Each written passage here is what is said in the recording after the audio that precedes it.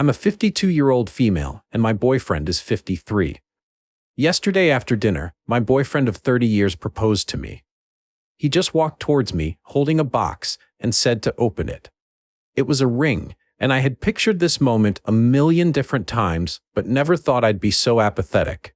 My boyfriend then said that he was retired now and wants to kick back and enjoy life with me, and would love to do it all with me as his wife. A nice speech, and all, but from the 5-year mark of our relationship onwards, I had been making clear my deep desire to marry, and was consistently dismissed, given empty promises, and gaslit. We had been through the gamut with therapy, and one counselor implied that me telling him we needed to go to therapy and getting his butt on the couch still means nothing if his mind has been made up. I was in denial about the fact he was just giving me the false illusion of progress to stall. My boyfriend and I have 4 kids. The oldest 3 are adults, while the youngest is 15, was sleeping over elsewhere when this all went down. All of our kids went to a private school filled with typical Southern soccer parents. I had to endure Parent-Teacher Association moms' jabs about me not sharing a last name with my kids. Pre-teen years were hell because the other kids would taunt my kids by saying, "Your dad would rather sin and go to hell than marry your mom." My boyfriend's mom would tell him marriage would be selfish on my part. It is just a piece of paper. My boyfriend ended up rising up the ranks until he became an executive. I was a stay-at-home mother, so I felt like there was always a power imbalance, exasperated by the fact I could be tossed any time. I stayed partly because I wanted my kids to have the best life, and because I felt lucky and proud to be partnered with such an intelligent, successful man, but also because I loved him. These past few years, my boyfriend's career has taken a downturn. He will never be poor, but the company he was part of took a nosedive during 2020, and he had made enemies out of associates, board members. He decided to step back from his role and take the generous severance agreed upon. Now he is living off his investments and wants to relax. I did not like how his career ended and how he treated people, and had been deciding whether I wanted to leave and find somebody else after our youngest turned 18. So the proposal was a shock, because I should hope that he noticed I have avoided conversations about the future as of late. He rattles on about downsizing our house so we can travel and also cutting back on our other expenses, but we're not married, so it's all his money/house anyway. He noticed my eye roll and was offended. He asked what's wrong, and I said that suddenly now that he's downsizing, I'm good enough to marry. He got mad and said that now that he's downsizing and no longer an executive, I suddenly think our relationship is disrespectful, and started implying I was a gold digger. I was so angry, I walked out and said I might just go out looking for a respectful relationship because I don't know what respect is anymore. Am I the a-hole? Some comments below. Wowza. What did he expect? What did you expect? Like seriously, you wanted a marriage, but you stayed half your life with someone so set on making you the bad guy for wanting that until recently. Why would you stay with someone like that? Why would you reproduce with someone like that? Several times. It's just disappointing for your kids to suffer that much bullying for this. Like, all for nothing. I don't know who the ass is, but unfortunately for him, he kinda missed his chance. And unfortunately for you, you put yourself in a box. I want to feel sorry for her, but she 100% played herself. She was his wife in every way except the one that really mattered. This dude is trash, but she acted like the dumpster smelled like roses, so I hope that it all works out for her in the end. Now here's the update. At the time of my original post, my boyfriend and I had not spoken since the engagement fight. I've been with him long enough to know that when he goes and closes the bedroom door before I get in, that's a signal that I should sleep in one of the guest rooms, so I did that. However, this morning, I broke the ice. I told him about how dismissed I felt over the years.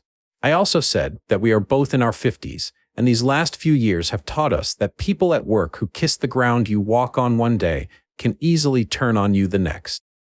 And true partners in life are valuable and hard to find, so I wished he'd treat me like I'm valued.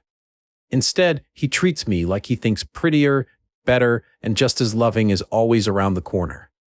I apologized for the eye roll, but told him that if he wants marriage, I want a quick, committed timeline and genuine happiness from him to be marrying me. I don't need a big party. He listened to me and finally asked if this was about the money, security. He told me that being an executive's girlfriend required things from me, but if I wanted to work, I could have. He said he doesn't think I'm grateful enough for the position in society I was in due to his career, but that he's not mad about the eye roll. He said he didn't succeed by being that sensitive. He went on to say I was not his prisoner, so I can leave at any time. But to remember, he won't tolerate being made my prisoner either via manipulation. He said that for what it's worth, the engagement ring is mine, and I could do whatever I wanted with it. He will also not be accused of not providing for his daughter, so be assured he won't shirk child support. But he felt what I said before was emotional blackmail. So he no longer wants to go forward with marrying, but says if I'd like to travel with him, that's fine. Him traveling is non-negotiable, and so if I wanted to get a job, it would have to be a remote job. It was a sad conversation, and I spent a few hours alone after that. I felt I had nothing to lose, so I just asked him if he would support me getting an associate's, but that most associates for technical careers were in person. He then dropped the bombshell that if I wasn't traveling with him, he wasn't going to go those periods without coition. I was astounded by his callousness because he's back to take it or leave it. We fought again with me saying we're all feeling the effects of age. I've supported him through health issues, and if he thinks he can just find somebody who has that loyalty I've shown him, he's wrong. At this point, I'm looking for ways out. I can't say I haven't been tempted to say I'll travel with him and try to get a remote job, but also realize how resentful I am that he continues to need to have the power in the relationship. I don't think I'll ever truly know my value truly, but something tells me there has to be better out there, at least in a partner. Some comments below somebody said, yes, 25 years it's time to just leave. Staying with him is pointless. He will need to pay child support, but unfortunately since he's living off severance and interest, good luck with that. He planned everything out just right. Original poster replied, so last update from me for a while, I have decided to start sending in applications for work-from-home jobs, such as social media manager, operations assistant, and bookkeeper, as soon as I can get a resume together. I have downloaded templates online and am looking into displaced homemaker programs. There are some resume tip websites that are saying they have helped homemakers land 60,000 jobs. And I am going to work hard on my resume. I hope that when they see my earnestness in the interview, they would be moved to take a chance on me, instead of saying that a white-collar job is too much for me to ask for when I'm willing to work hard. I feel that after running a household, that these operations and administration jobs, as well as social media management jobs, since I've done the photography for my family and friends, would be within my scope of experience. I hope my comments have not come off as spoiled or out of touch. I apologize if that has offended anyone. What I was trying to say is that I want to be able to rent a studio, one bedroom in a semi-safe neighborhood, and have heard that new grads are able to make $45 to $50 a year semi-remote in business administration or marketing, and then hit $70,000 to $80,000 in around 5 years, and hope that if I show my intent to get a certification in those fields, that employers would give me this opportunity for me to rise up the ranks. I just need somebody to take a chance on me and let me prove that I'm a hard worker. I am not above applying to the big box retailers and such, but the people who work there seem to all be teens or else adults with dubious criminal pasts. So for the sake of my safety, as well as the promotion opportunities available with desk jobs, I would like to explore all my options. I will not sell the ring as of right now, out of respect for my partner. However, if he shows me any more displays of disrespect, I will sell the ring. I will, however, do everything I can to prevent myself from falling into poverty, and if that means seeing a lawyer, I will do so. But in my opinion, new grads don't have that much more experience and much less invested in a job, so they can pick up and leave at any time, so I feel I'd be a more reliable hire. Update 1 month later. It's been over a month since I last posted, and my life has changed drastically. For those who didn't see my previous posts, my boyfriend of 30 years proposed after I had begged him for 25 years and I had rolled my eyes because it took 25 years and him not being an executive anymore. In response, he retracted the proposal. I really wish this update could have been positive, but I'm not doing well. But what remains is hope. Hope in the kindness of others, my grown kids, employers, courts, even my kid's dad. Hope in the value of love that I've given so freely to my kid's dad. Because I was raised to believe even those who don't appreciate the love I've given them will eventually self-actualize and pay it back. Here's what has happened since. Since my kid's dad accused me of trying to keep him an emotional prisoner, I tried to show him I valued his freedom. I gave him his space and showed that I could live life without trapping him. I started doing that right after our discussion. His reaction was anger. After our talk, he started glaring and picking fights over everything. The speed at which I did housework, my spending within his allowance, and cut it to nearly zero. Asked for the ring back during an argument. I took the comments to my posts to heart. In particular, advice telling me that if badgered, I should refuse to leave the house.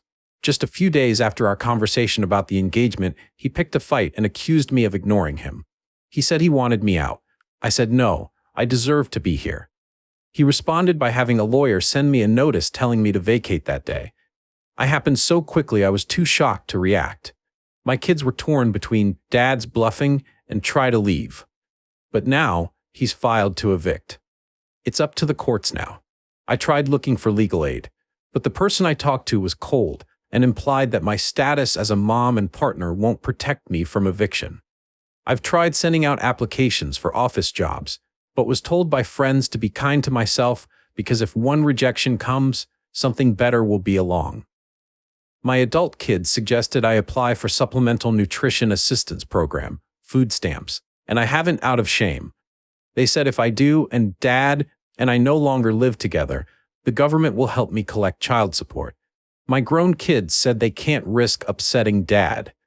My oldest told me a gas station was hiring night shift, and he'd try to help once he graduated. Just when I decided to just be grateful for the job, they rejected me after an interview where I felt I spoke well. That hurt. But I keep having hope because every day there are new remote and non-remote jobs posted, saying they'll train the right candidate. I am applying to every corporation it seems, with hope that one of them will take a chance on me, give me an interview that I will ace. See me for somebody pulling herself up. I know my boyfriend wants me to beg, but I don't know if that would make him drop the suit. I just don't know anymore. I'm in my corner of the house trying to keep things normal and applying like it's a job. I don't know what else to say, but that ends my update for now. I maintain hope and dignity. In general, the commentators are sympathetic to her plight, but she also needs to face reality on the work front. I'm sorry this is happening to you. Please consult with a lawyer ASAP. I'm sure after 25 years of being in a common law relationship, you're owed something. Not the a-hole, but your ex certainly is. Somebody said, yeah, I think a lot of Redditors are young and don't have the life experience to give out half the advice they so freely dispense. I read her posts and died inside for her at every turn. She kept making wrong turns and now looks at the mess she's in.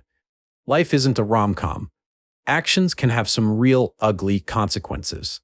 Another comment said, I'm 21, but rolling her eyes was the worst thing she did to herself. Even worse than staying with him for 25 years without a ring.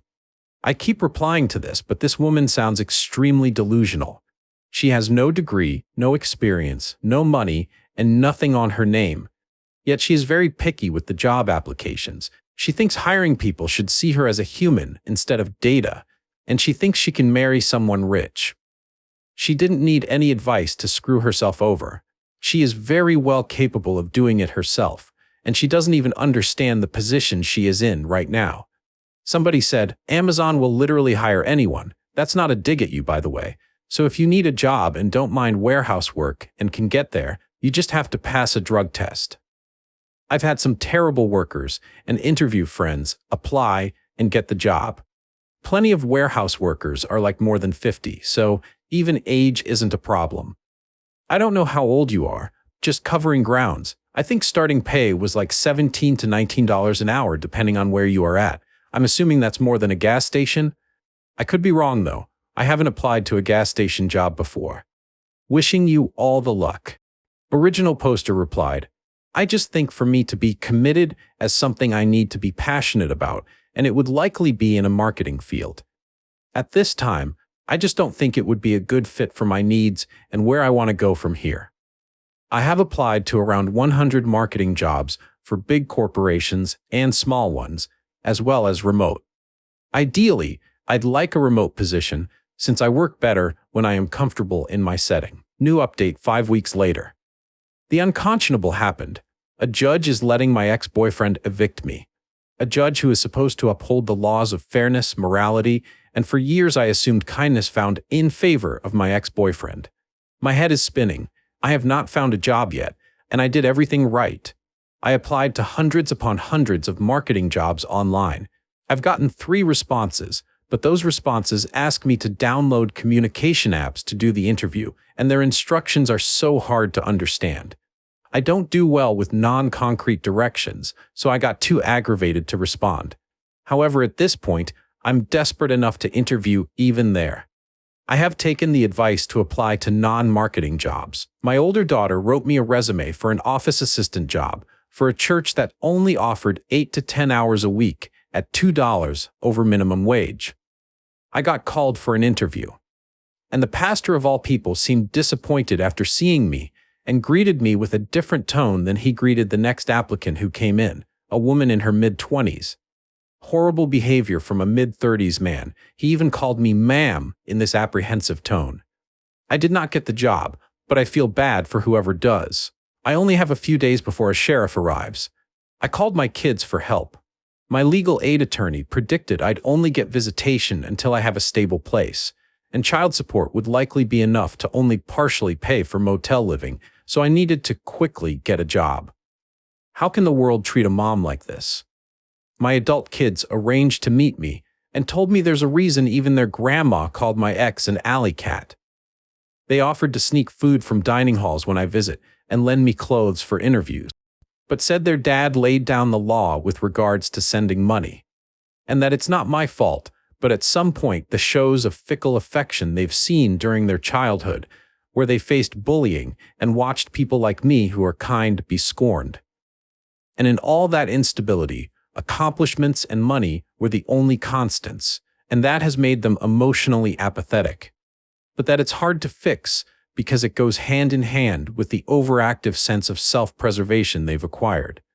They blame it on watching how self-preservation got their dad far, and the lack of it crushed others. I was able to sell the few things that my ex did not bother to claw away from me.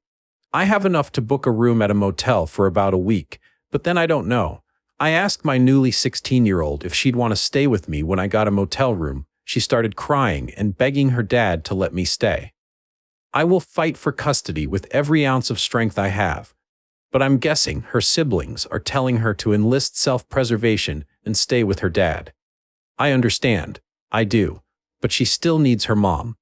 I'm in contact with a shelter.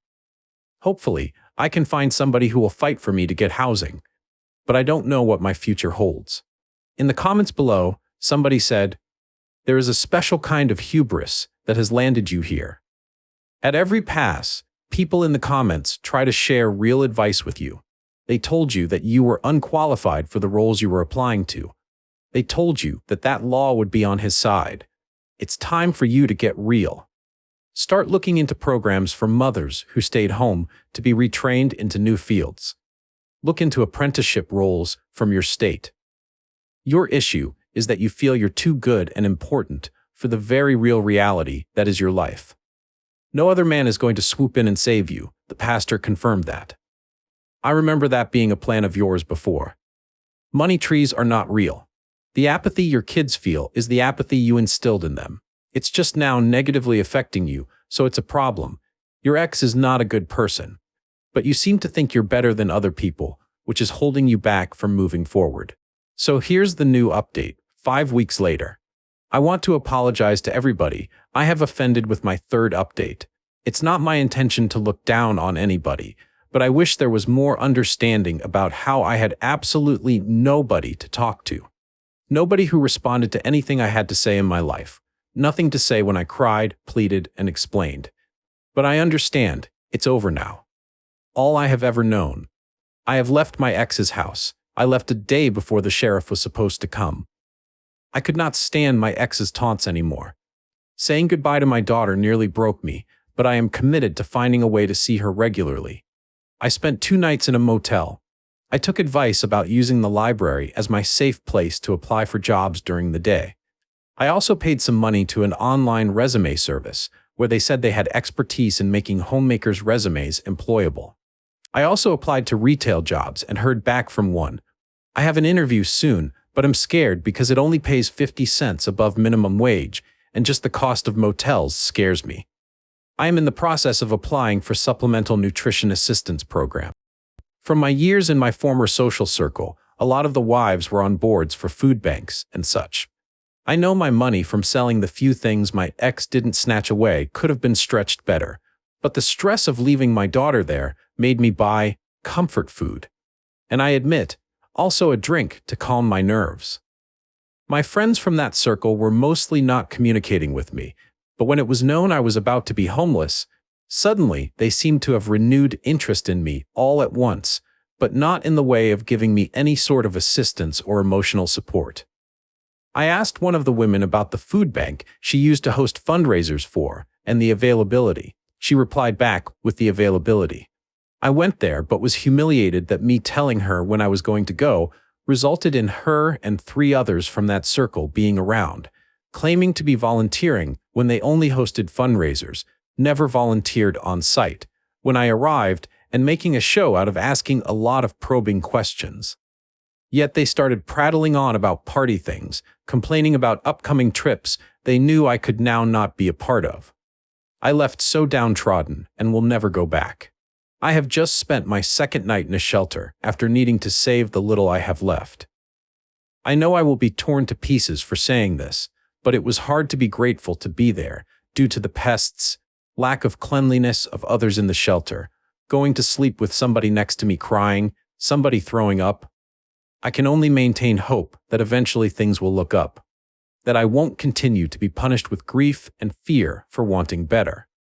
I hope I get the job I'm interviewing for. I shake at the thought of going back to the shelter again. They make us leave at a certain morning time. I am not this do-nothing leech. I just made the mistake of loving a man and hoping he'd value that.